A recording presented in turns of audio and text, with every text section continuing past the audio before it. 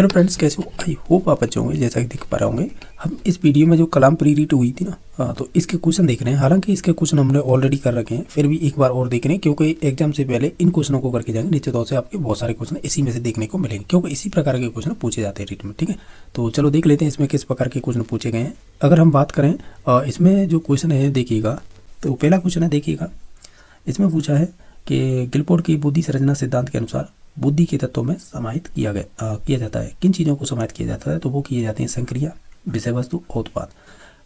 अगर इन ऑप्शनों की और की बात करें जो दे रखे हैं, तो देखिए ये ऑलरेडी रीट में पूछे हुए क्वेश्चन है। जैसे तरल बुद्धि और ठोस बुद्धि है, ये आपके कहीं ना कहीं केटल से संबंधित है।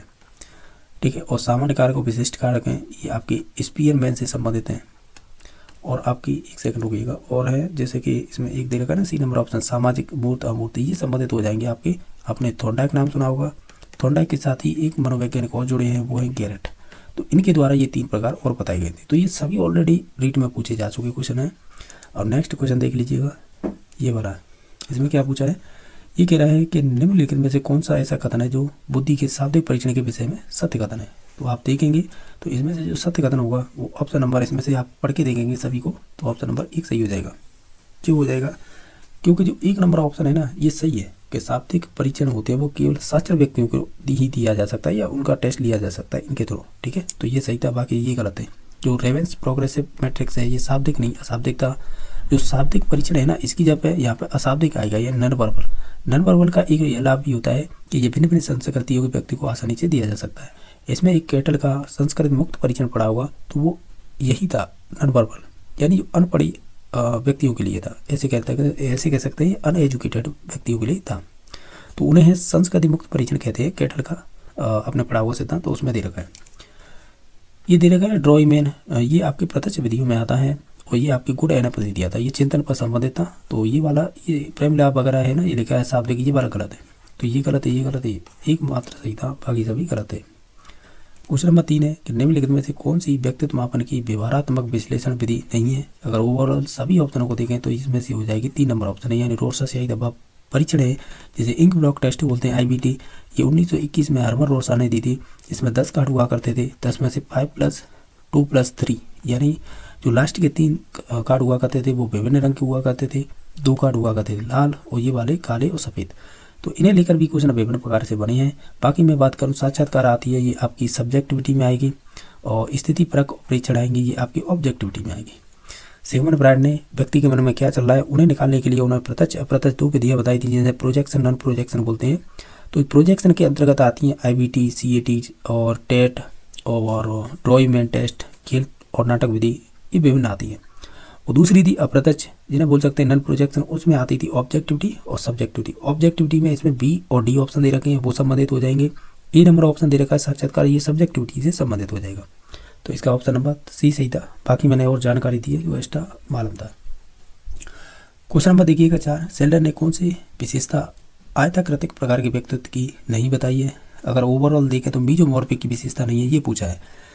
देखिएगा इसमें से अगर देखें तो 4 नंबर ऑप्शन सही हो जाएगा। ये जो विशेषता दे रखी है वो कहीं ना कहीं आपने एक्टोमॉर्फिक पढ़ा होगा, एक्टोमॉर्फिक, ये उसकी विशेषता है। यानी आप ऐसे कह सकते हैं, कैसे कह सकते हैं, सेल्डन ने व्यक्तित्व को 3 भागों में बांटा था, एक्टो, मीजो और एंडो, यानी एक्टोमॉर्फिक, मीजोमॉर्फिक और एंडोमॉर्फिक।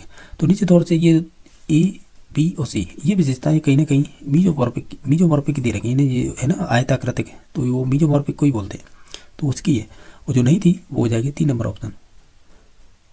नेक्स्ट देखिएगा, इसमें से बताना है फ्रॉइड के मनोविश्लेषणात्मक सिद्धांत के संबंध में कौन सा कथन से आप है सहमत नहीं है, यानी जो गलत है वो बताना है। तो ऑप्शन नंबर 1 सही हो जाएगा।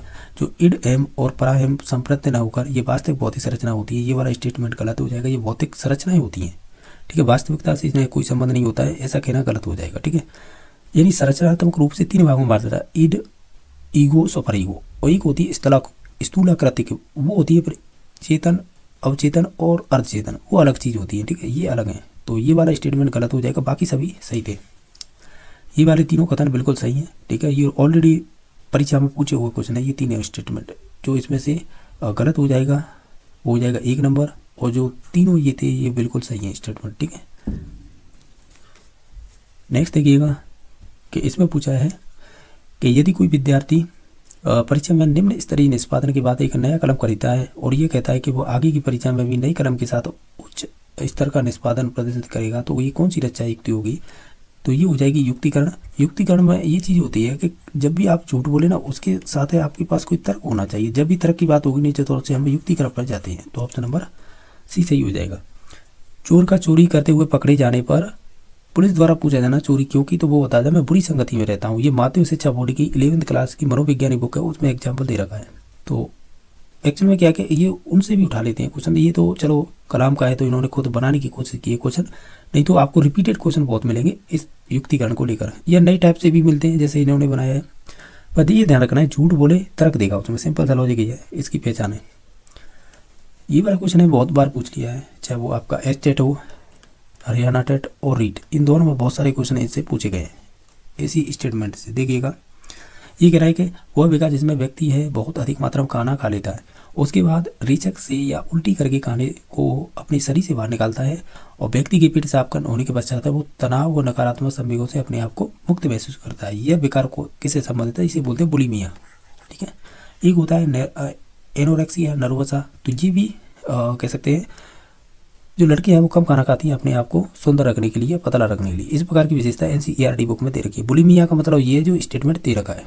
ठीक है, तो इसका ऑप्शन नंबर बी सही हो जाएगा। नेक्स्ट देखिएगा कि ये अधिगम अशक्तता वाले बालक में क्या होती है, तो हम ये कहेंगे जब भी लर्निंग डिसेबिलिटी आई ना, तो इसमें आपको ज़्यादा नहीं तो 3-4 प्रकार तो पता ही होनी चाहिए, जैसे डिसलेक्सिया क्या है, डिस्प्लेक्सिया, डिस्कैलकुलिया, अफेसिया और 1-2 और हैं, वो ये प्रकार है नहीं लर्निंग डिसेबिलिटी में आते हैं। और ये ध्यान रखना इसकी विशेषता हो जाएगी 4 नंबर, यही दे रखी थी डिसलेक्सिया, बाकी तो ये संबंधित नहीं होंगे। ठीक है, तो इसका ऑप्शन नंबर 6 सही हो जाएगा, यानी डी नंबर। ये शब्द किसने दिया था, ये क्वेश्चन बहुत पूछा जाता है, तो ये आपके दिया था सैमुअल क्रिक।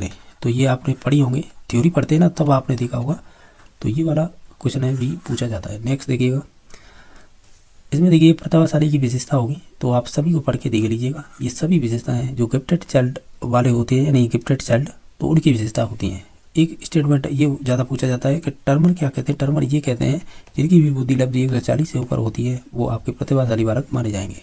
नेक्स्ट देखिएगा, ये वाला स्टेटमेंट है ऑलरेडी एस्टेट में पूछा हुआ क्वेश्चन है ये, और ये यहाँ पर कॉपी कर दिया है। ये कह रहा है कि सृजनात्मक संभाव्यता की सीमाएं व्यक्ति की एक स्टेटमेंट पहला है कि फिल इन द ब्लैंक्स द्वारा नियत होती है, तो ये होगी आनुवंशिकता के द्वारा। और सेकंड स्टेप है यानी स्टेटमेंट है उसमें जो फिल इन द ब्लैंक्स है उसमें आएगा पर्यावरण। इसमें सृजनात्मकता के विकास को उद्दीपित करते हैं। इस प्रकार ये कह सकते हैं statement fill in the blanks में ये दोनों ऑप्शन आ जाएंगे, कौन से, आनुवंशिकता और पर्यावरण। तो ये जब हम चैप्टर पढ़ते हैं विकास उसी में आते हैं ये सभी चीज़ें। नेक्स्ट देखिएगा, एक ये क्वेश्चन है ना जो मानसिक रूप से विभवान्वित बालक हों, इनसे लेकर रीट हर बार क्वेश्चन पूछता है और इससे अच्छे क्वेश्चन बनते हैं।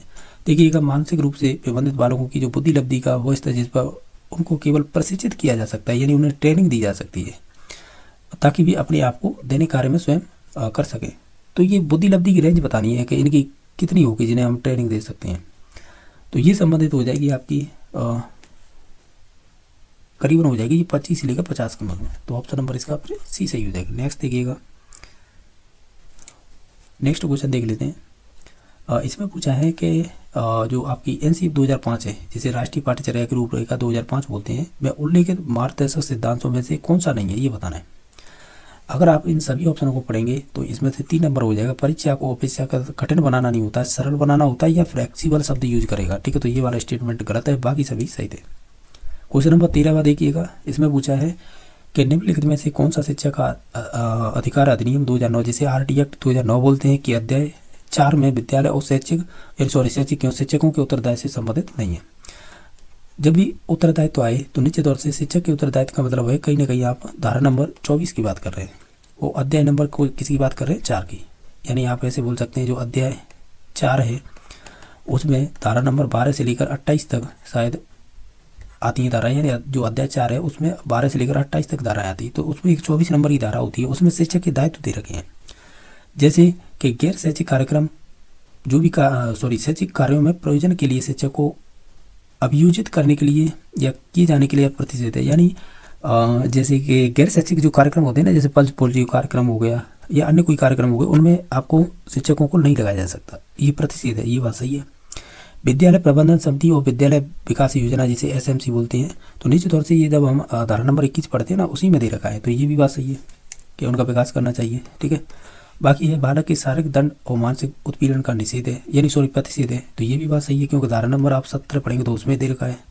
बाकी प्रारंभिक शिक्षा का पाठ्यक्रम और उसका पूरा किया जाना, हालांकि ये स्टेटमेंट देखने में तो सही लग रहा है, लेकिन ये होगा कि जो हम धारा नंबर 24 पढ़ते हैं ना, उसमें शिक्षा के दायित्व रखे, तो उसमें ये होता है कि जो समय अवधि दी जाती है ना, उसके अंदर आपको सिलेबस कंप्लीट कराना होगा। सिलेबस मीन्स है करिकुलम। ठीक है, देखिएगा यहाँ पे दे रखा है ना ये पाठ्यक्रम, देखो यहीं पे सब खेल है। पाठ्यक्रम को अगर देखा जाए, इसकी अगर इंग्लिश बनाई जाए तो सिलेबस ही होगा, लेकिन कहीं कहीं के आपने पढ़ा होगा पूरी साइकोलॉजी के अंडर या टीजी मेथड के अंदर कि करिकुलम को इंग्लिश में जैसे करिकुलम है वैसे इंग्लिश हिंदी ट्रांसलेट करेंगे तो कहीं ना कहीं पाठ्यक्रम ही निकल के आता है या पाठ्यचर्या आता है। तो ये जिन्हें कन्फ्यूजन बस यहीं पर किया है इस क्वेश्चन को, यानी सिलेबस नहीं होता, वो करिकुलम होता है। आपने सुना होगा ये करिकुलम, इसे कंप्लीट कराना होता है, ना कि आपकी सिलेबस को। ठीक है, तो इस प्रकार ये स्टेटमेंट नंबर 4 गलत हो जाएगा। बाकी शानदार क्वेश्चन था ये। नेक्स्ट देखिएगा, क्वेश्चन नंबर 14 है क्या है, निम्नलिखित में से कौन सी विशेषता क्रियात्मक अनुसंधान की नहीं है। तो ये एक्शन रिसर्च से पूछा है, तो इसमें से जो इनमें समस्याओं के जो अनुभव जनरल न होकर वैज्ञानिक पद्धति से चयन किया जाता है, ये वाला स्टेटमेंट गलत हो जाएगा। बाकी सभी सही थे। ठीक है, नेक्स्ट देखिएगा कि इसमें से मूल्यांकन की कौन सी विशेषता नहीं है। तो हम ये कहेंगे मूल्यांकन का क्षेत्र संकुचित नहीं होता है, न सीमित है। ये कैसा होता है, या तो व्यापक होगा या व्यापक नहीं होगा, तो फिर हम शब्द यूज करेंगे विस्तृत। तो ये चीज़ें आपने आसान थी, आप जान सकते थे, तो ऑप्शन नंबर 6 सही हो जाएगा। बाकी सभी सही थे। देखिएगा नेक्स्ट, सीखने के प्रतिफल का उद्देश्य क्या है। हम ये कहेंगे ये तीनों ही चीज़ें सही दे रखी हैं, तो ऑप्शन नंबर 4 सही हो जाएगा। नेक्स्ट देखिएगा कि भारत में शिक्षा का अधिकार अधिनियम 2000 कब लागू किया गया था, सर्वाधिक पूछा जाने वाला क्वेश्चन, और ये प्री के नंबर होते हैं इस प्रकार के क्वेश्चन में। विकास के संबंध यानी संदर्भ में असत्य कथन बताइएगा, यानी जो गलत है वो चूज करना है। अगर आप सभी ऑप्शनों को पढ़ लीजिएगा, देखिएगा जो 2 नंबर ऑप्शन है इसे ध्यान से देखिए। विकासात्मक प्रक्रिया में बालक का व्यवहार है वो विभेदीकृत से अविभेदीकृत व परिष्कृत से अपरिष्कृत की परिलक्षित होता है। ये वाला स्टेटमेंट ना सीटेट ने पूछा था, इन्होंने ये कहा है कि उल्टा पूछ लिया है। जो अविभेदीकृत से विभेदीकृत होता है, अपरिष्कृत से परिष्कृत होता है, न कि विभेदीकृत से अविभेदीकृत। ठीक है, तो इस वजह से ये गलत हुआ है, बाकी सभी सही थे। नेक्स्ट देखिएगा, निम्न युग में से असत्य बताइएगा जो गलत है। देखिएगा शैशव अवस्था होती है ना, जैसे हम इन्फेंसी स्टेज बोलते हैं, तो इसमें सारे को मानसिक विकास से तीव्रता से होता है, ये बात सही है। पूर्व बाल्यावस्था होती है वो खिलौने की आयु होती है, ये भी बात सही है, टॉयज बोलते हैं इसे। बाकी उत्तर बाल्यावस्था होती है वो पूर्व विद्यालय की अवस्था होती है, ये वाला स्टेटमेंट गलत हो जाएगा, ये इससे संबंधित नहीं है। किशोरावस्था होती है वो वीर पूजा की भावना होती है। तो इस प्रकार इसमें से हमें गलत बताना था, वो 3 नंबर ऑप्शन हो जाएगा। नेक्स्ट देखिएगा 21 नंबर क्वेश्चन किस प्रकार पूछा है, ये गजब का ही क्वेश्चन पूछा है। आप अगर देखेंगे तो देखिएगा इस क्वेश्चन के कई तरीके करने के, या तो आपको ये अवस्थाएं रटी पड़ी हैं यानी ये विशेषताएं, तब कर सकते हैं, या आपको सिद्धांतों से अपने आप को लिंक कर पाएँ कि अच्छा इसमें ये विशेषताएं दे रखी हैं और इससे संबंधित होगी, तो इस प्रकार भी कर सकते हैं। यानी ओवरऑल ये कि आपको चौतरफा या चौमुखी आपका सब चीज़ें पता होगा तब कर पाएंगे इसे। देखिएगा मैं इसे लिंक कर रहा हूँ, देखते चलिएगा। क्वेश्चन नंबर 3 को कक्षा 3 में अध्ययनरत एक 8 वर्षीय बालक निम्नलिखित में से विकासात्मक प्रक्रिया की किन अवस्थाओं से संबंधित होगा। देखिएगा 3 क्लास में यानी कक्षा 3 में पढ़ रहा है, उसकी उम्र दे रखी है 8 वर्ष। अब इस 8 वर्ष को यहाँ पर रखिएगा, और देखो मैं 3-4 चीज़ें बता रहा हूँ, उसी से लिंक करके बता दूंगा ये आंसर कैसे निकल के आएगा। कि बाल्यावस्था की उम्र कितनी होती है, आपने पढ़ी होगी, करीबन 6 से 12 वर्ष मानी जाती है। अब देखिएगा आपने मनोसामाजिक सिद्धांत पढ़ा होगा। अब देखिए मैं मनोसामाजिक की क्यों बात कर रहा हूँ, इसमें 2 अवस्थाओं के नाम दे रखे हैं, देख लीजिए उसी से संबंधित। इस वजह से मनोसामाजिक सिद्धांत दिया था, आपको ध्यान होगा एरिक्सन ने। तो एरिक्सन ने जो सिद्धांत दिया था उसमें 8 स्टेजें बताई थी, तो उसमें से एक 4 नंबर की स्टेज होती थी, तो वो बाल्यावस्था से ही संबंधित होती थी। तो उसमें देते थे कि इंडस्ट्री वैसे इन्फेरिटी, यानी इसे बोलते थे हिंदी में परिश्रम बुरा भी था। तो ये किससे संबंधित है, बाल्यावस्था से।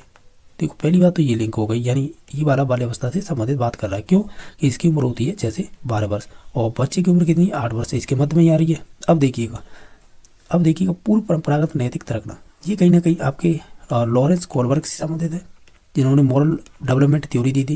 इन्होंने 3 तो लेवल बताए थे और 6 स्टेजें बताई थी। तो देखिए मैं लिंक कैसे कर रहा हूँ कि जो फर्स्ट लेवल होता था ना, जैसे लेवल फर्स्ट, जैसे क्या कहते थे प्री कन्वेंशनल, जिसमें क्या कहते थे प्री कन्वेंशनल स्टेज कह सकते थे, या इसमें नाम ही दे रखा है पूर्व परंपरागत नैतिक तर्कना। तो इसकी जो उम्र होती ना बच्चों की वो 4 से 10 वर्ष होती थी। तो 4 से 10 वर्ष के मध्य में तो ये आ रही है 8 वर्ष जो क्वेश्चन में दे रखी थी। तो इस प्रकार ये सही और ये सही, तो इस प्रकार ऑप्शन नंबर 3 सही। समझ गए ना। ये देखिएगा, मैं दोबारा बता देता हूँ।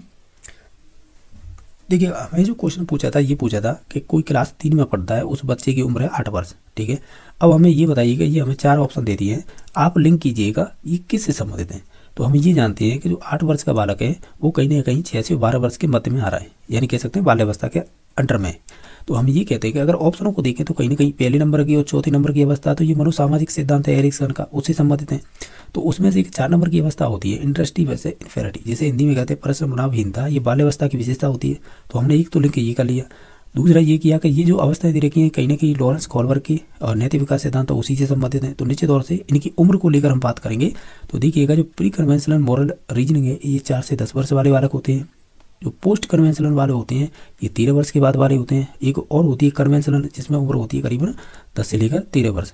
तो आपने ऐसे लिंक करना था, तो हमें पता है 4 से 10 के मध्य में ही आ रही है 8 वर्ष, तो ये इससे संबंधित। तो पहला और तीसरा, तो पहला तीसरा मिला के हमने ऑप्शन नंबर 3 लगा दिया।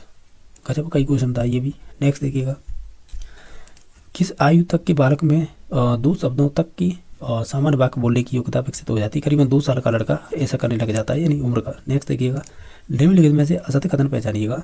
तो आप सभी को देख लीजिएगा, ये गजब का ही क्वेश्चन पूछा था इन्होंने। देखिएगा, ये देखिएगा यहाँ पे के नंबर 2 नंबर कि बालक के विकास में वंशक्रम या वंशानुक्रम व वातावरण का संबंध गुणात्मक ना होकर कैसा होता है, योगात्मक। यही गलत था, क्योंकि इनमें गुणात्मक का संबंध होता है ना कि ये वाला। ये तो क्वेश्चन गलत करने के लिए इन्होंने ऐसा जोड़ा है। ये होता है या तो गुणात्मक होगा यानी मल्टीप्लाई में होंगे, या फिर अंतर संबंधित होंगे, ऐसे शब्द आते हैं। ताकि आप देख पा रहे हो क्वेश्चन नंबर 24 है कि इनमें से आप कथन सही बताइएगा। अगर आप सभी ऑप्शनों को पढ़ेंगे तो हम ये कहेंगे जो हमारी मैच्योरिटी होती है ना, वो सीखने पर निर्भर नहीं करती है या नहीं करता है, क्योंकि जबकि सीखना है परिपक्व होने यानी मैच्योरिटी पर निर्भर करता है। ये वाला स्टेटमेंट सही है, बाकी सभी गलत दे रखे थे। ठीक है, नेक्स्ट देखिएगा, इसमें बताना है एक बालक की, यानी एक बालक किसी साइकिल के पास जाता है और उसी दौरान साइकिल का टायर तेज आवाज़ के साथ फट जाता है। अचानक हुई इस घटना से बालक डर जाता है और भविष्य में साइकिल के पास जाने से घबराता है। तो उक्त घटना के संदर्भ में सही कह सकते हैं युग्म का चयन कीजिएगा। देखिएगा, ये कहीं ना कहीं पावलर पढ़ा होगा आपने, उसने क्लासिकल कंडीशन थ्योरी दी थी जिसे शास्त्रीय अनुबंधन का सिद्धांत बोलते हैं। तो कहीं ना कहीं उसी से लिंक करके ये क्वेश्चन बनाया है। कैसे, देखिएगा, अब देखते चलिएगा। आपने ये तो पढ़े होंगे पावलर के 3 स्टेप, जिसमें जैसे देखो उसी से लिंक होगा। हालांकि आप डायरेक्टली लिंक कर सकते हैं, ऐसी कोई बात नहीं है, लेकिन आपने ये 3 स्टेप तो पढ़े होंगे। जैसे UCS यानी जिसे भोजन कहते थे, इसकी हिंदी आप ध्यान रखना और कन्फ्यूजन हो जाओगे। तो आप जैसे याद है ना वैसे ही रखना। UCR होता था यानी भोजन के कारण लार आती थी। फिर सेकंड स्टेप होता था, उन्होंने घंटी की आवाज़ दी, उसके साथ फिर भोजन दिया थोड़े समय बाद, यानी कुछ सेकंडों बाद। तो फिर ये जो अनुक्रिया होगी ना वो आपके भोजन के कारण होगी, तो UCR बोलेंगे इसे। लास्ट में ये अनुक्रिया बहुत बार दोहराने के बाद फिर लास्ट में CS यानी घंटी की आवाज़ फिर वो है, और इस घंटी की आवाज़ से ही लार निकल आई। तो ये अनुबंधन करती है किसके साथ, घंटी का अनुबंधन करती है भोजन के साथ लार निकालने का। तो अब पूरा सेंस है इसी सिद्धांत में यही पूछा है कि आप बताइएगा, ये साइकिल का एग्जाम्पल दे दिया है और साइकिल का टायर फट जाता है, बच्चा उसके पास जाता है तो प्रभु डर जाता है, फिर उद्दीपक का सामान्यीकरण हो जाता है। जैसे ही उसे साइकिल दिखाई देती है वो घबराने लग जाता है। अब बताइए कौन सी चीज़ किससे संबंधित है। देखिएगा, साइकिल है वो क्या है, यहाँ पे अनुबंधित उद्दीपक है। अनुबंधित उद्दीपक का मतलब CS क्या थी पावलर के सिद्धांत में, घंटी। तो साइकिल क्या हो जाएगी, एक तरह से घंटी का काम करेगी यहाँ पे। ठीक है, जैसे CS कह रहे हैं। तेज आवाज़ आना, जैसे उसके पास गया था वो फट गया था, तो ये हो जाएगा आपका UCS अनकंडीशनल स्टिमुलेट, तेज आवाज़। ठीक है, और इसे हम कह रहे थे सिद्धांत में किसके, पावलर के में भोजन। समझ गए होंगे ना। नेक्स्ट देखिए, डरना। तो डरना क्या चीज़ हो गई, वो किसके कारण डरना हो रहा था, वो हो रहा था UCS के थ्रू। तो हम UCS को क्या करेंगे, यहाँ पे अनुबंधित अनुक्रिया है तो UCR हो जाएगा, और ये सभी सही है। अब देखिएगा पूरा सिद्धांत आपको इसी में डिनोट हो जाएगा कि देखिएगा UCS थी और उसी अनुक्रिया कौन सी हो रही थी, UCR।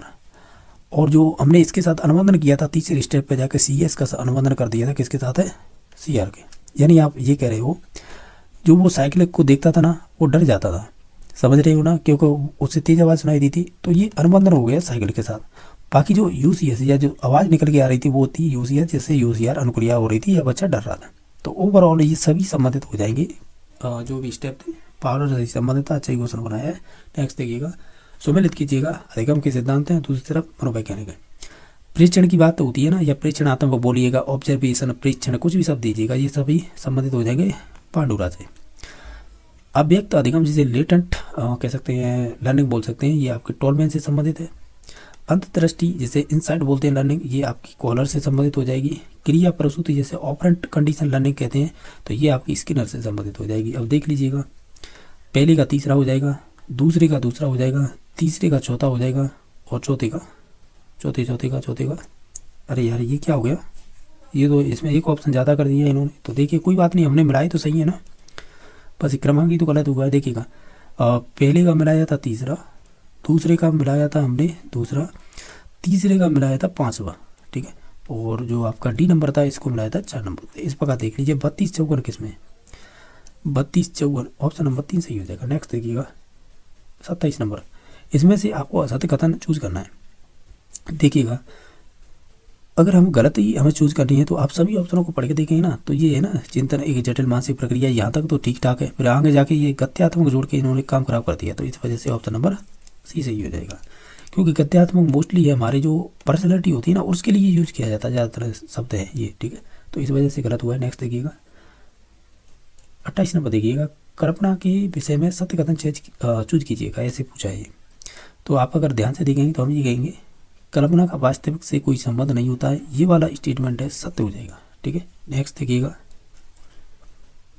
29 नंबर, इसमें पूछ रहे हैं कि कौन सा कथन है अभिप्रेरणा की प्रक्रिया के संदर्भ में उपयुक्त नहीं है, यानी जो गलत है हमें वो चूज करना है।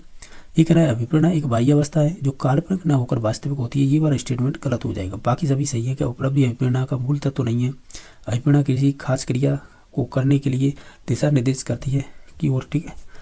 अभिप्रेरणा उद्देश्य प्राप्ति तक जारी रहती है, तो ये तीनों सही थे, गलत हो जाएगा 1 नंबर ऑप्शन।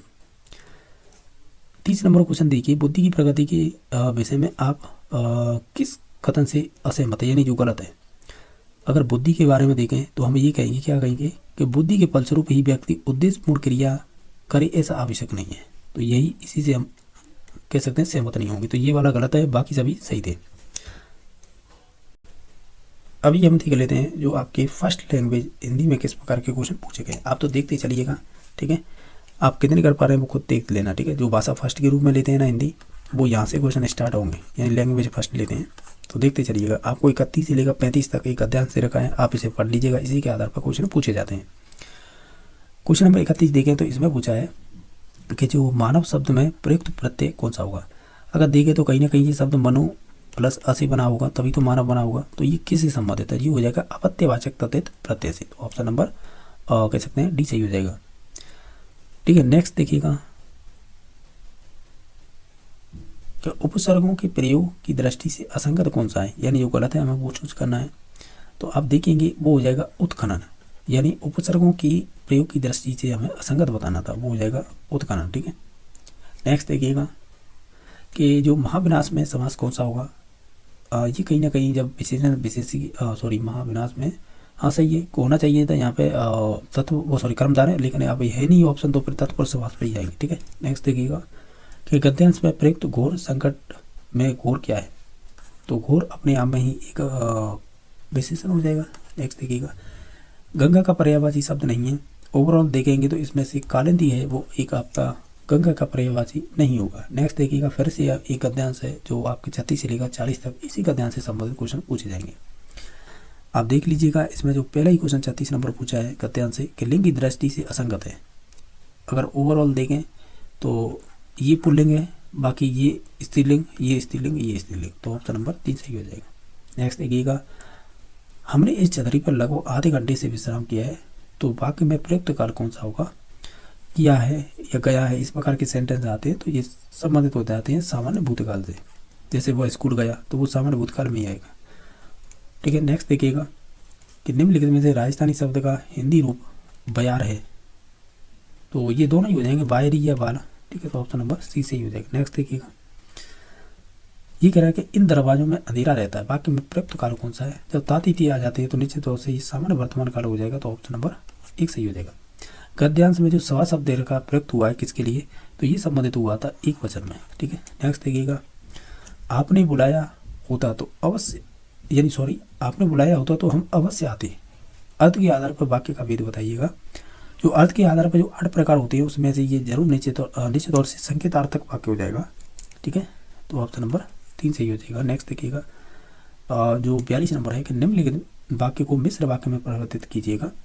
जैसे राम आया और श्याम चला गया, ये अभी संयुक्त वाक्य है, ठीक है। अब इसे मिश्र में चेंज करना है आपको। तो देखिएगा ये कैसे, इस प्रकार नहीं हो सकता जैसे ही राम आया और श्याम चला गया, ये डिपेंडेबल वाक्य हो जाते हैं, तो निश्चित तौर से वो मिश्र में हो जाते हैं। नेक्स्ट देखिएगा, हंस पद किस ब्राह्मण का एक और नाम है, तो ये संबंधित हो जाएगा कहीं कहीं हंस ब्राह्मण, त्रुटि से नहीं संबंधित हो जाएगा, ये इस प्रकार लगाया जाता है। वैसे देखा जाए तो त्रुटि के लिए तो नहीं लगाया जाता है, कोई शब्द छूट जाता है उसके लिए लगाया जाता है, ठीक है।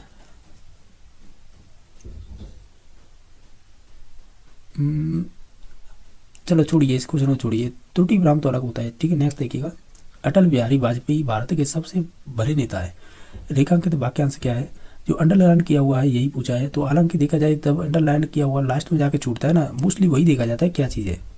तो ये हो जाएगी आपकी नेता अपने आप में एक संज्ञा पद बंद हो जाएगा, ठीक है। नेक्स्ट देखिएगा कि जो 45 नंबर क्वेश्चन है, आसारा दीवा राजस्थानी मुहावरे का सही अर्थ क्या होगा, इसका मतलब हो जाता है कि अच्छे भविष्य की उम्मीद करना। नेक्स्ट देखिएगा, आधुनिक शिक्षण अधिगम प्रक्रिया में शिक्षक की क्या भूमिका होती है, ये टीचिंग मेथड से पूछा है।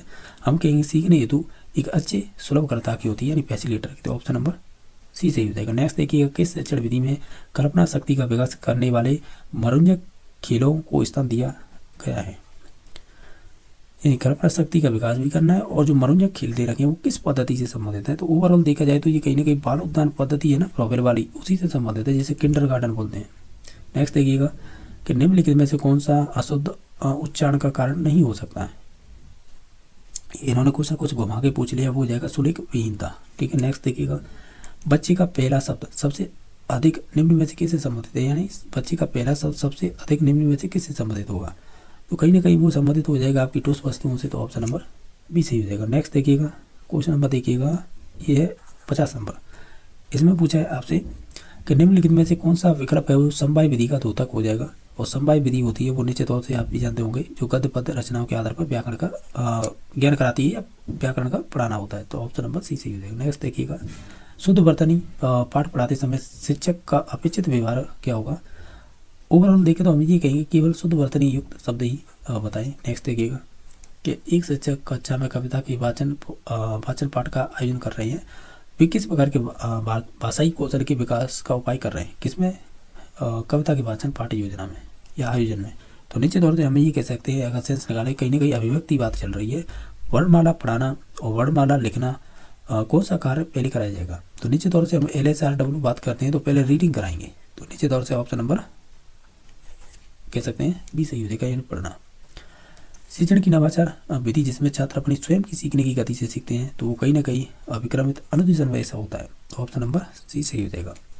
इनमें से कौन सा कथन असत्य है, यानी जो गलत है वो चूज करना है। हम ये कहेंगे पाठ्य पुस्तक शिक्षण का एक साध्य होती है, ये वाला स्टेटमेंट गलत होगा, साधन नहीं होती है। तो क्या होती है फिर वो, एक सेकंड हो गया, वो साधन होती है, साधन नहीं होगी, क्या होगी, साधन होगी। तो इस प्रकार ऑप्शन नंबर 3 गलत है। नेक्स्ट देखिएगा, हिंदी भाषा की वर्तमान परिचय प्रणाली का दोष क्या है। तो ओवरऑल ये सभी विशेषता दे रखी ना, ये गलत ही दे रखी है, ठीक है। तो उपयुक्त सभी हो जाएगा। क्वेश्चन नंबर 57 है, यह कथन किसने कहा है कि उपचारात्मक शिक्षण बुरी आदतें पढ़ने व अच्छी आदतें नहीं होने पर प्रदान किया जाता है। तो ये स्टेटमेंट संबंधित हो जाएगा आपके गुलमी, मायर्स व ब्लॉयर के द्वारा। तो ऑप्शन नंबर ए सही हो जाएगा। नेक्स्ट देखिए, एक जांच पत्र कई बार दिए जाने पर भी फल में एक रूपता बनी रहती है, यह परीक्षण का कौन सा गुण है। इस गुण को कहते हैं हम कहीं ना कहीं विश्वसनीयता। तो ऑप्शन नंबर बी सही हो जाएगा। निम्न में से कौन सा एक प्रत्याविज्ञान प्रकार का वस्तुनिष्ठ प्रश्न नहीं है। तो ओवरऑल देखें तो कहीं ना कहीं इन प्रत्याविज्ञान, तो ये वाला हो जाएगा ना, रिक्त स्थान वाला, ठीक है। तो ये वाला है वो आपके प्रत्याविज्ञान में नहीं आएगा। देखो एक तो होते प्रत्याविज्ञान वाले, एक होते प्रत्यय स्मरण वाले। तो ये जो दे रखा है ना वो प्रत्यय स्मरण से संबंधित है, समझ रहे हो ना। इसे हमारे शायद इंग्लिश में क्या कहते हैं, रिकॉर्ड कहते हैं ना। तो ये रिकॉर्ड वाले हैं, और बाकी ये जो दे रखे हैं वो रिकॉग्नाइजेशन वाले दे रखे हैं, जो मिलान, एकांतर प्रश्न, सादर स्थान। बाकी लास्ट क्वेश्चन देखिए, निम्न में से कौन सा शैक्षिक निर्धारण की प्रक्रिया का हिस्सा नहीं है।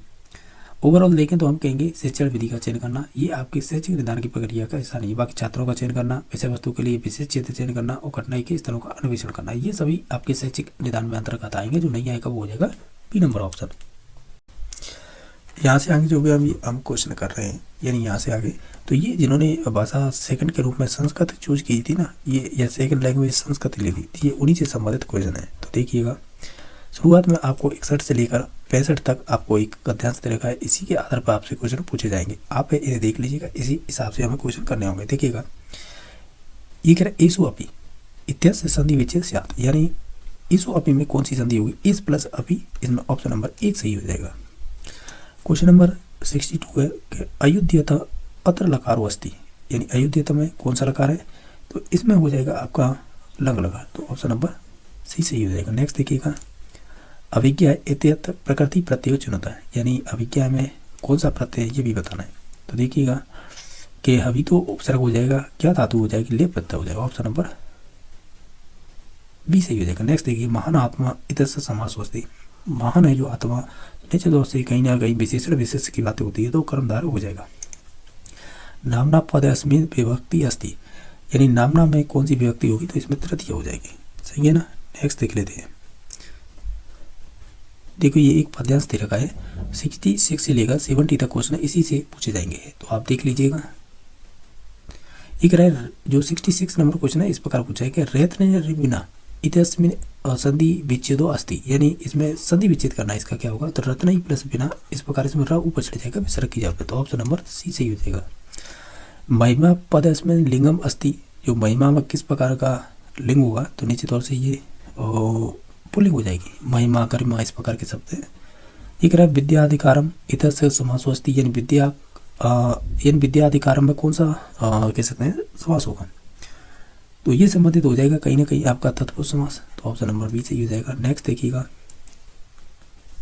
इसमें पूछा है कि ये कह रहा है कुरु अत्र लकार पुरुष वचन सचुरता, यानी जो कुरु है इसमें आपको लकार भी बताना है और वचन भी बताना है, ठीक है। तो देखिएगा, इसमें हो जाएगा आपका पहली बात तो ये लोट लकार हो जाएगा, मध्यम पुरुष एक वचन हो जाएगा, तो ऑप्शन नंबर 4 सही हो जाएगा। नेक्स्ट देखिए, पद्यांशमीन छंदो वर्तते, यानी जो हमने अभी पद्यांश देखा था उस छंद कौन सा है? ये हो जाएगा शार्दूल विक्रीडितम, तो ऑप्शन नंबर 3 सही हो जाएगा। ये कह रहा है मायसा सूत्रेषु इति संज्ञस्य, यानी इति संज्ञस्य कस्य फलम भवति, तो उसमें लोप होता है। रबड़स उच्चारण स्थान, यानी इसका उच्चारण स्थान क्या होगा? रिटूलसनम मूर्धा, तो ऑप्शन नंबर 2 सही हो जाएगा।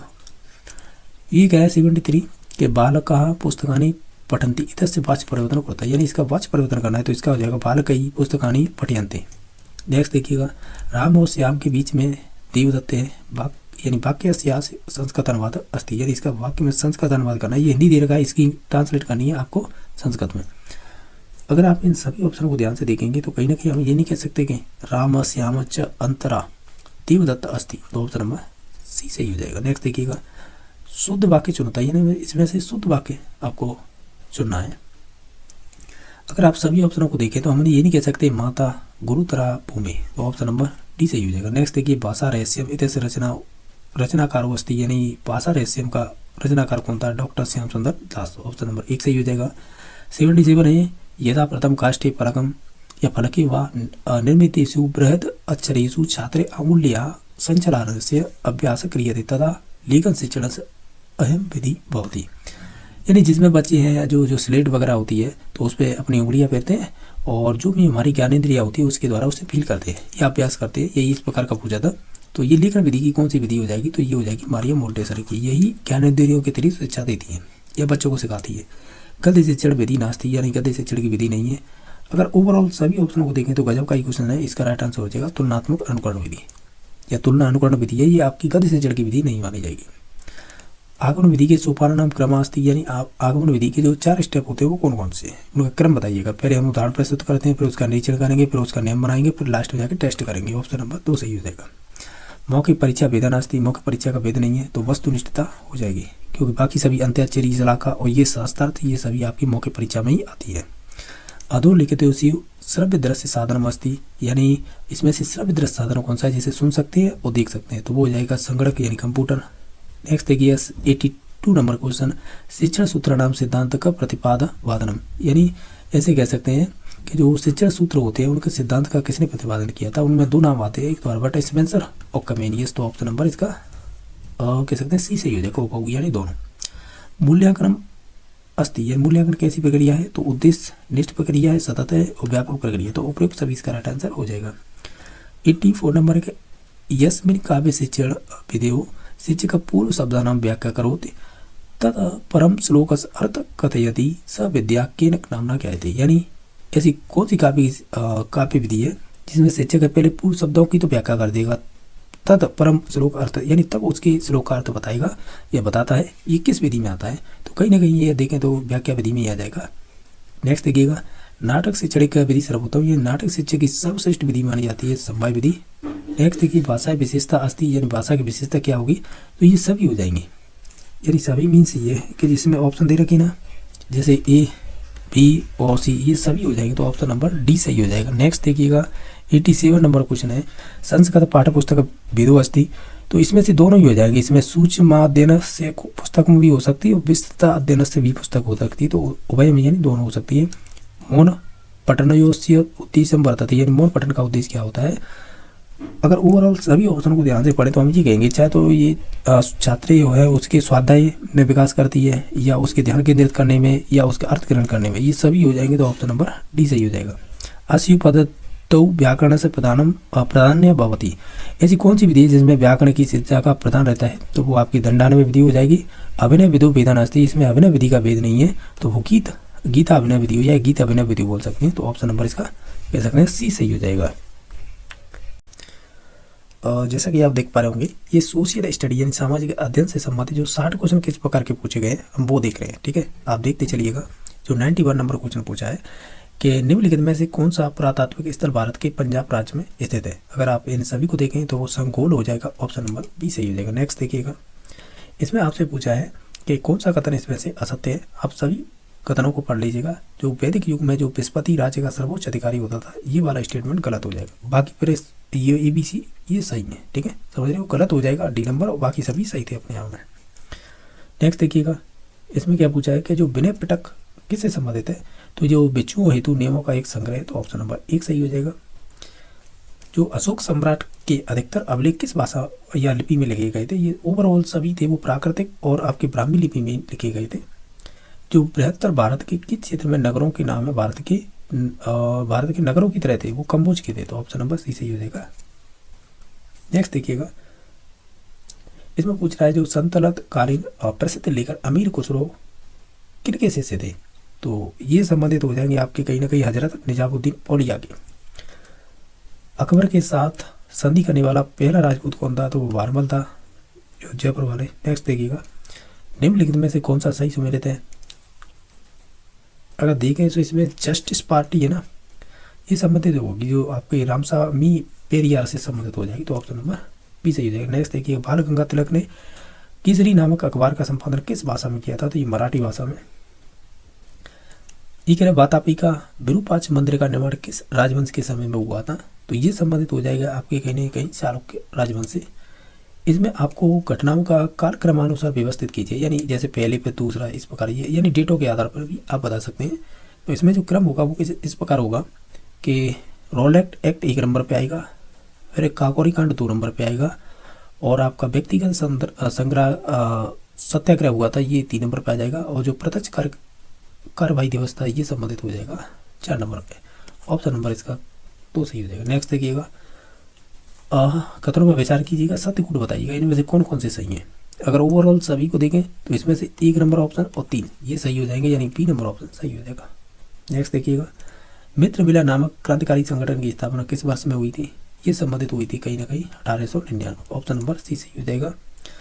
एक राज्य चित्तौड़ के किले के संबंध में निम्नलिखित कथनों पर विचार कीजिएगा और असत्य कूट बताइएगा, यानी गलत है वो चूज करना है, इसमें से सही नहीं।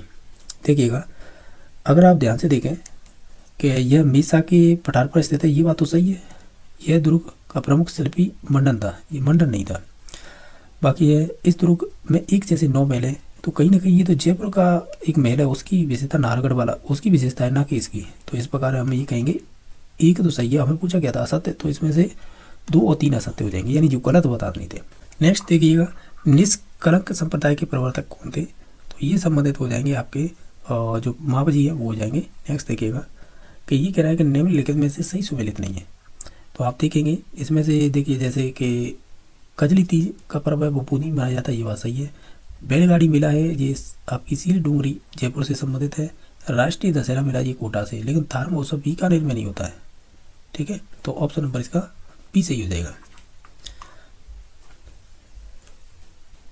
तो फिर थार महोत्सव होता कहाँ पे, फिर ये जैसलमेर में हो जाएगा, ठीक है।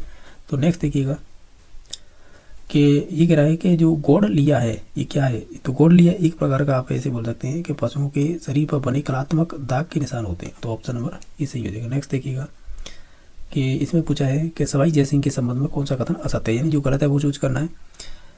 देखिएगा, औरंगजेब ने जयसिंह को सवाई की उपाधि दी, ये बात सही है। आमिर के स्थान पर जयपुर की राजधानी बनाई थी इन्होंने, ये भी बात सही है। इनके जो ज्योतिष थे अध्ययन के, यानी इन्होंने ज्योतिष अध्ययन के जंतर मंत्र का निर्माण करवाया था, तो ये भी बात सही है। दरबार में जो गंधर्व बाईसी थे नामक एक संगोष्ठी थी, ये इनके काल में नहीं थी, ठीक है, तो यही गलत हो जाएगा, बाकी सभी सही थे। क्वेश्चन नंबर 110 है, वो इस प्रकार पूछा है कि 18 अप्रैल 1948 को संयुक्त राजस्थान का गठन हुआ, तब राज प्रमुख कौन थे, यानी किन्हें बनाया गया था, तो ये संबंधित थे महाराणा भोपाल सिंह। नेक्स्ट देखते हैं कि निम्न में से किन पुरातत्व स्थलों से बुने हुए वस्त्र के अवशेष मिले हैं, तो कहीं ना कहीं ये संबंधित है आपकी बेराट और बालाथल सभ्यता से, तो ऑप्शन नंबर बी सही हो जाएगा। नेक्स्ट देखिएगा, एक तरफ तो प्रजामंडल है उनके नेतृत्व करता है और हमें पूछा कि सुमिलित नहीं है, तो देख लेते हैं। देखिएगा कि कोटा से नेहरूराम शर्मा थे, हाड़ौती से माने जाते हैं पूरे, ठीक है। डूंगरपुर से आपके भोगीलाल पांड्या, ये भी बात सही है। और जो छापरा से भूपेंद्र नाथ है ना त्रिवेदी, ये नहीं होंगे, बाकी अलवर से हरिनारायण शर्मा हो जाएंगे, तो इस प्रकार इसका ऑप्शन नंबर सी सही हो जाएगा। नेक्स्ट देखिएगा, निम्नलिखित में से कौन सी सैनिक छावनी भौगोलिक रूप से राजस्थान में स्थित नहीं थी, एरनपुरा थी, खेरवाड़ा भी थी, देवली भी थी, लेकिन नीमच है ये MP में थी, ठीक है, तो इस वजह से ऑप्शन नंबर डी सही हो जाएगा। नेक्स्ट देखिएगा, भारतीय संविधान सभा का गठन किस योजना की सिफारिश के आधार पर किया गया था, तो ये सिंपल ही था, cabinet mission, option number C सही। निम्नलिखित में से अधिकारियों में से किस एक अधिकार को, निम्नलिखित अधिकारों में से एक अधिकार को संयुक्त राष्ट्रपाल अधिकार कन्वेंशन या कन्वेंशन UNCRC में बाल अधिकार के अंतर्गत शामिल नहीं किया गया है या नहीं किया जा सकता, वो हो जाएगा समानता का अधिकार। इसमें से कौन सा एक मूल अधिकार नहीं है, अगर ओवरऑल देखें तो हम कहेंगे समान कार्य के लिए समान वेतन का अधिकार, ये वाला नहीं होगा। ये कह रहा है स्वीप का पूरा नाम क्या होगा, इसका पूरा नाम हो जाएगा systematic voter education and electoral participation, option number 1 सही हो जाएगा। सामाजिक असमानता का मुख्य कारण क्या होता है, तो हम ये कहेंगे सामाजिक बहिष्कार। नेक्स्ट देखिएगा, राजस्थान उच्च न्यायालय की खंडपीठ कहाँ पर स्थित है, तो ये खंडपीठ है आपके जयपुर में स्थित है। कि राष्ट्रपति का निर्वाचन होता है, तो हम ये कहेंगे कैसे होता है, और ये नहीं हो सकता क्या, अप्रत्यक्ष रूप से एकल संकरणी मत पद्धति से गुप्त मतदान, तो यही हो जाएगा, तो ऑप्शन नंबर डी सही हो जाएगा। नेक्स्ट देखिएगा कि राष्ट्रपति राज्यसभा में कितने सदस्य मनोनीत करता है, तो वो 12 हो जाएंगे। नेक्स्ट देखिएगा, इसमें सर्वोच्च न्यायालय के न्यायाधीश का कार्यकाल कितना होता है, तो ये हो जाता है आपका 65 वर्ष की आयु तक। ग्राम सभा का गठन कैसे होता है, तो ये संबंधित होगा ग्राम पंचायत के क्षेत्र में पंजीकृत समस्त मतदाताओं से। इसमें देखिएगा, इसमें पूछा है कि इनमें से कौन सा कथन गलत है। अगर देखें सभी को, ये कह रहे हैं ना ग्रीनविच रेखा को अंतर्राष्ट्रीय तिथि रेखा कहते हैं, ये वाला स्टेटमेंट गलत हो जाएगा, बाकी सभी सही थे। दक्षिणी गोलार्ध में ध्रुवीय पवनों की दिशा क्या होती है, तो ये संबंधित हो जाएगी दक्षिण पूर्व से उत्तर पश्चिम की ओर।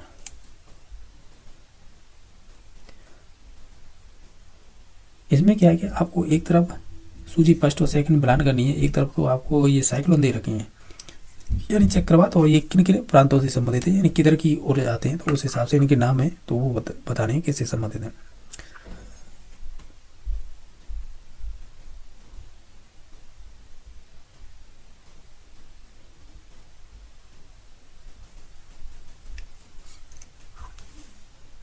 देखिएगा, जैसे हरिकेन है, तो हरिकेन है ना, ये संबंधित हो जाएगा आपके संयुक्त राज्य अमेरिका यानी USA से, और बाकी जो साइक्लोन है ये आपके हिंद महासागर से, जो बिली विलीज है ये आपके संबंधित हो जाएगा ऑस्ट्रेलिया से, और बाकी जो टाइफून है ये आपके चीन से संबंधित, ऑप्शन नंबर 2 सही हो जाएगा। नेक्स्ट देखिएगा, इसमें हमें पूछा है कि जो आपकी गौरव संघ स्थानांतरण की नीति का संबंध किससे है, तो ये संबंधित था हमारे जलवायु परिवर्तन के कारण जो किरीबाती सहित द्वीपीय देशों के लोगों को दूसरे देशों में सुरक्षित बसाने की नीति। नेक्स्ट देखिएगा, इसमें से पंजाब मैदान में छोटी नदियों के अपरदन द्वारा निर्मित खंड कहलाते हैं, उन्हें हम कहते हैं कहीं ना कहीं चौ। नेक्स्ट देखिएगा, भारत के कुल कोयला भंडार व उत्पादन का प्रतिशत गोंडवाना कालीन अवसादी चट्टान से प्राप्त है। तो ये समथिंग हो जाएगा करीबन 98 से 99% तक। ठीक है, नेक्स्ट देखिएगा, इसमें पूछा है कि कौन सा कथन सत्य है। अगर ओवरऑल सभी ऑप्शनों को आप ध्यान से देखेंगे तो इसमें से ऑप्शन नंबर सी हो जाएगा। पिछले कुछ दशकों में चीनी उद्योग का उत्तर से दक्षिणी भारत की ओर स्थानांतरण हो रहा है। तो ऑप्शन नंबर सी सही हो जाएगा। भारतीय रेल का राष्ट्रीयकरण किया गया था, कब किया गया था? ये किया गया था आपका 1951 में। भारत में अंतर्राज्यीय स्तर पर सर्वाधिक प्रवास होता है, किसका होता है? तो ये संबंधित हो जाएगा ग्रामीण से ग्रामीण। राजस्थान में जो बालूमय शुष्क मैदानी पूर्वी सीमा बनाती है, तो ये संबंधित है आपके 25 सेंटीमीटर समवर्षा वाली रेखा या सीमा कह सकते हैं, रेखा ही दे रखी है, इसमें शुष्क मैदान बनाती है। कौन सुमेलित नहीं है? एक तरफ सहायक नदियाँ हैं, दूसरी तरफ मुख्य नदियाँ हैं। तो देखिएगा जो बांडी है, जैसे बांडी है ये लूड़ी की सहायक नदी है, तो ये बात तो सही है। बीज है ये माही की है, ये वाला स्टेटमेंट गलत हो जाएगा। बाकी ये कोटारी है वो बनास की, पार्वती है चंबल की। क्वेश्चन नंबर नेक्स्ट है, उत्तर पूर्वी राजस्थान में औसत वर्षा कितनी रहती है? वो 50 से लेकर 70 के मध्य में हो जाएगी। इसमें से कौन सी तिलहन फसल होगी? अगर ओवरऑल देखें तो वो हो जाएगी सरसों। ये कह रहा है कि राजस्थान में शहरी और ग्रामीण जनसंख्या का अनुपात कितना होगा? तो ये संबंधित कहीं ना कहीं हो जाएगा 24.87 से लेकर 75 कह सकते हैं 13 के दोनों का संबंध होगा। शहरी होगी 28.87 और जो ग्रामीण जनसंख्या का अनुपात होगा वो होगा 75.13%। ये कह रहा है BWH संकेत कौन से प्रदेश से संयुक्त हो जाएगा? ये यानी किस एरिया से संबंधित है? कहीं ना कहीं उष्णकटिबंधीय मरुस्थलीय वन से संबंधित हो जाएगा, यानी ये टर्म यूज की जाती है। नेक्स्ट देखिएगा, भारत में प्रथम क्षेत्रीय ग्रामीण बैंक की स्थापना कब की गई थी? ये संबंधित की गई थी कहीं ना कहीं 2 अक्टूबर 1975 को। नेक्स्ट देखिएगा, क्षतिपूर्ति का सिद्धांत लागू नहीं होता है, किस पर नहीं होता है? तो ये संबंधित हो जाएगा कहीं ना कहीं जीवन बीमा पर। नेक्स्ट देखिएगा कि उपभोक्ता संरक्षण अधिनियम 1986 का पारित किया गया था, ये किया गया था 24 दिसंबर 1986 को। इसमें देखिएगा कौन सा भारतीय रिजर्व बैंक का है यानी संबंधित इससे, तो देखेंगे तो इसमें से संबंधित हो जाएगा आपका ग्राहक को ऋण देना, इसे छोड़ दीजिएगा, बाकी सभी संबंधित हो जाएंगे। नेक्स्ट देखिएगा कि यहाँ से आपकी शिक्षण विधियाँ स्टार्ट हो गई। देखिएगा ये कह रहा है कि जो हमारा NCF 2005 है उनके अनुसार जो माध्यमिक स्तर पर सामाजिक विज्ञान शिक्षण का उद्देश्य क्या होता है? माध्यमिक स्तर का मतलब होता है कि जो 9th-10th वाले बच्चों को पढ़ाते हैं ना, वो सेकेंडरी में ही आते हैं माध्यमिक स्तर। ठीक है, तो इस प्रकार आप बताइएगा इसमें विज्ञान यानी सामाजिक विज्ञान होता है SST, उसका शिक्षण का उद्देश्य क्या होगा? ओवरऑल हम इन सभी ऑप्शनों को ध्यान से देखें तो हम ये कहेंगे, क्या कहेंगे कि ये सभी हो जाएंगे कारण, तो ऑप्शन नंबर 6 सही हो जाएगा। नेक्स्ट देखिएगा कि प्रोजेक्ट कार्य के संबंध में असत्य कथन बताइएगा। यही हो जाएगा कृत्रिम वातावरण में संपादित किया जाता है,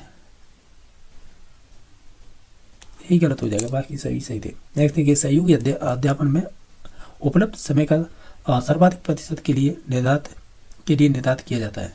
तो ये सहयोगी अध्यापन में उपलब्ध समय का सर्वाधिक प्रतिशत किसके लिए निर्धारित किया जाता है? तो ये संबंधित हो जाएगा कहीं ना कहीं स्वतंत्र अध्ययन से। ये कह रहा है कि राजस्थान में किस शैक्षणिक सत्र से अधिगम के प्रतिफल को निर्धारित मानदंडों में शामिल कर उनका क्रियान्वयन का अनिवार्य किया गया है?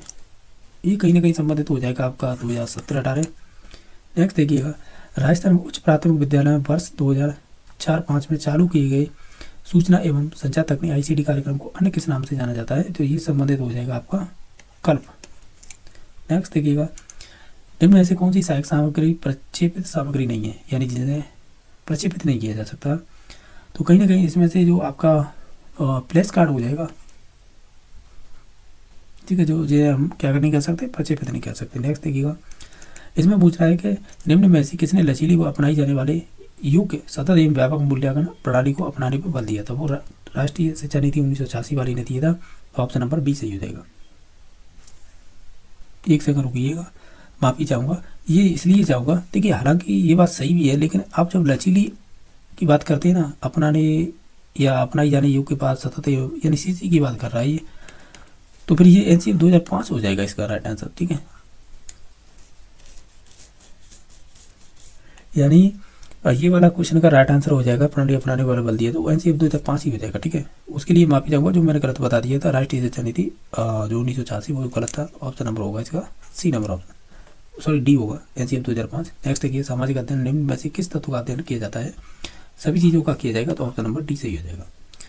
इस प्रकार हमने सभी टोटल क्वेश्चन किए, चाहे तो वो आपकी CT भी हो, यानी साइकोलॉजी के 30 क्वेश्चन किए। आपकी जो लैंग्वेज फर्स्ट आपने हिंदी चूज की थी उसके भी 30 क्वेश्चन किए। आपने अगर सेकंड लैंग्वेज अगर संस्कृत चूज कर रखी तो उसके भी 30 क्वेश्चन किए थे। और बाकी जो SST सोशल स्टडी सब्जेक्ट थी उसके 60 क्वेश्चन। इस प्रकार आपके 150 क्वेश्चन किए। ठीक है, बाकी वीडियो देखने के लिए धन्यवाद।